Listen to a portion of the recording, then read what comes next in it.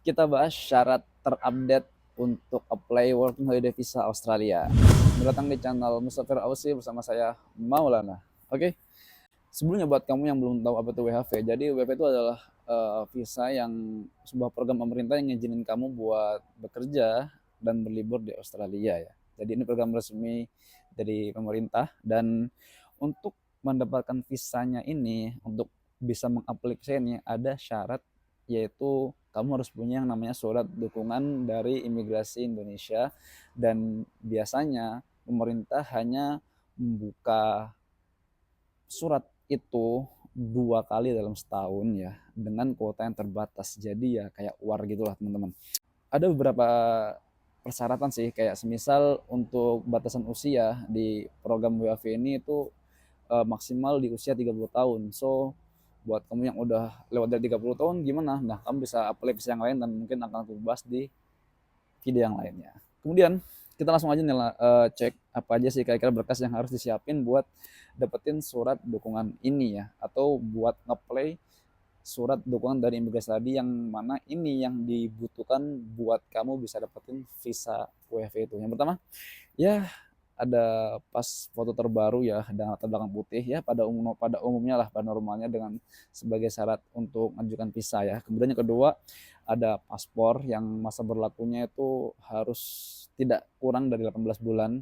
Nah ini ya perlu dicatat. Jadi kalau paspor kamu kurang dari 18 bulan, biasanya ketika kamu input di luar SDULV itu bakal nggak bisa ke-input atau bakal ditolak. Nah, kemudian yang ketiga adalah bukti kualifikasi pendidikan. Nah, ini dia. Jadi yang spesial di UAV ini adalah minimal pendidikan itu adalah setara diploma ataupun setara sarjana yang mana bisa membuktikan dengan menunjukkan ijazah kamu. Nah, terus buat kamu yang nggak kuliah gimana? Nah, ada opsi ketika kamu masih menjadi mahasiswa aktif itu kamu bisa nunjukin surat keterangan mahasiswa atau surat keterangan aktif di kampus kamu. Jadi di situ kamu bisa minta ke kampus kamu ya.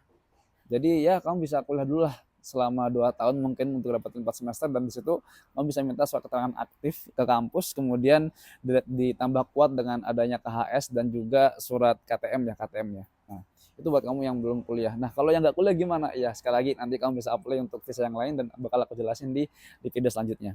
Di video yang lain maksudnya. Dan setelah itu ada apa lagi? Kedua ada sertifikat bahasa Inggris. Jadi memang untuk syarat WFH ini ialah kamu perlu untuk punya sertifikat kemampuan bahasa Inggris kayak IELTS atau mungkin TOEFL IBT dan lain-lain yang tentunya ada brand score yang harus kamu cukupi ya jadi ada brand score-nya yang ya saya rasa nggak tinggi-tinggi amat sih untuk saat ini. Kemudian yang kelima ada surat referensi bank atau surat keterangan bank jadi itu kayak kepemilikan dana atau kayak surat keterangan kalau kamu tuh punya dana sekitar minimal $5.000 di Australia di rekening kamu ya. Nah, di sini mungkin kamu bisa pinjam dulu nih ke teman atau mungkin ke keluarga dan sebagainya buat melengkapi syarat ini dan ada nanya sih sebenarnya kalau udah bikin nih kira-kira dananya tuh harus dibikin mengendap berapa lama sih? Nah, amannya sih sebenarnya sampai kamu granted dan sampai kamu ke OZ itu harus kamu keep aja sih buat amannya karena kan juga nanti bakal kamu pakai atau kamu butuhkan buat survive di Australia nanti di awal-awal sebelum kamu atau di saat kamu lagi gitu kan buat nyari kerja di awal. Nah, itu terkait surat keterangan bank ya dan yang keenam adalah surat pertanyaan tertulis yang ada di laman web imigrasi. Nah, jadi untuk 6 syarat tadi itu adalah syarat yang sebenarnya bisa kamu dapatin selagi kamu bekerja. Jadi kan karena pembukaan WHV ini nggak selalu ada, tapi hanya 2 kali dalam setahun. Jadi untuk ngumpulin syarat-syaratnya itu tuh kamu juga bisa kamu cicil selagi kamu kerja. Jadi nggak perlu resign, kamu tetap kerja aja di kerjaan kamu yang sekarang sambil melengkapi berkas-berkas yang ada. Nah, untuk info lebih detail lagi mungkin kamu bisa cek atau baca infonya di laman imigrasi yang nanti aku taruh linknya di deskripsi video ini. Oke, itu dia tentang syarat terbaru PHV. Buat kamu yang punya pertanyaan silahkan langsung tulis di kolom komentar dan jangan lupa like, komen, dan subscribe video ini. Dan jangan lupa share teman-teman ya.